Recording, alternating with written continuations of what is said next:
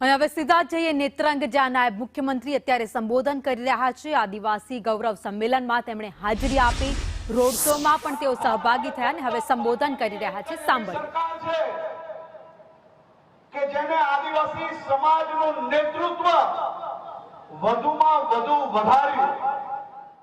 આપણી રાજ્ય સરકારની અંદર ચાર મંત્રી આદિવાસી સમાજમાંથી હોય, આવું ક્યારેય કોઈએ સપનામાં વિચાર્યું હતું?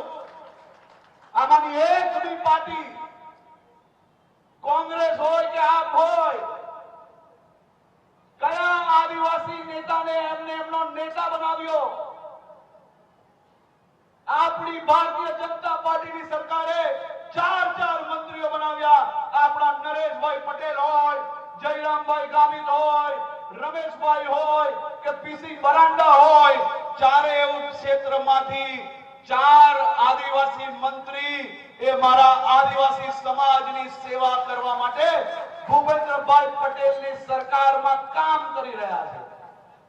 અને આપણા ગણપતભાઈ વસાવા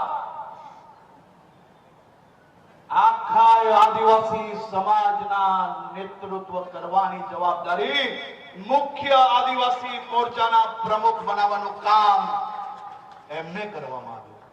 આપણે ગર્વ થવો જોઈએ કે ગણપતભાઈ વસાવા એ કેટલાય વર્ષો સુધી ગુજરાત વિધાનસભાના અધ્યક્ષ હતા। તમને કોઈને અંદાજો નહીં હશે,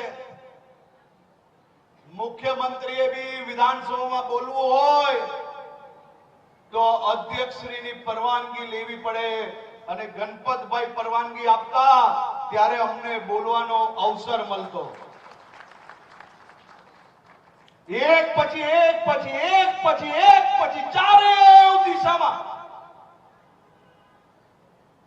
આપણું આદિવાસી સમાજનું નેતૃત્વ મજબૂત કરવાનું કામ કોઈએ કર્યું હોય તો કેવલ ને કેવલ મોદી સાહેબે કર્યું છે।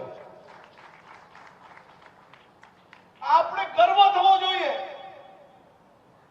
કે એક વ્યક્તિએ એમના નિજી જીવનમાં તપ કરીને આ બધા આદિવાસી દુશ્મનોને અને આદિવાસીઓના વિકાસને જેને રૂંધવાનો પ્રયાસ કર્યો, એવા સૌ લોકોએ